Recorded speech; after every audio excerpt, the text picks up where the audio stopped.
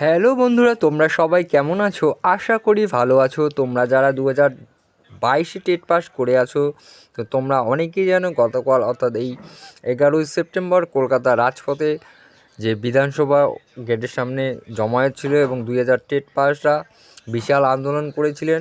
সেখানে যারা তোমরা ছিলে তাদেরকে প্রত্যেককে অসংখ্য ধন্যবাদ।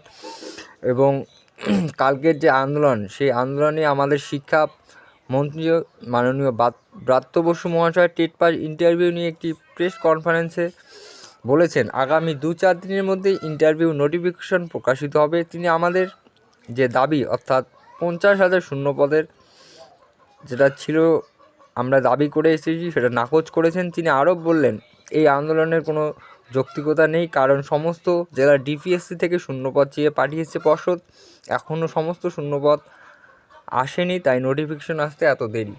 তবে শিক্ষামন্ত্রীর এই সাংবাদিক সম্মেলন করে যেটা বলেছেন সেটা সত্যি হয় কিনা তা এখন দেখা দরকার, কারণ আমরা অতীতেও দেখেছি মাননীয় পর্ষদ সভাপতি গৌতম পাল মহাশয় তিনি অনেক কথাই বলেছেন। তিনি বলেছেন বছরে 2বার নিয়োগ করবেন, কিন্তু সেই আদতে সেটা দেখা যায়নি। তাই শিক্ষামন্ত্রীর এই সাংবাদিক বৈঠক এর বার্তা কী হয় সেটা এখন দেখা দরকার। তো বন্ধুরা, ভিডিওটি কেমন লাগলো? ভালো লাগলো অবশ্যই লাইক এবং শেয়ার করে দিও, এবং আমার চ্যানেলে প্রথম এসে থাকলে চ্যানেলটি অবশ্যই সাবস্ক্রাইব করে রেখো। ধন্যবাদ বন্ধুরা।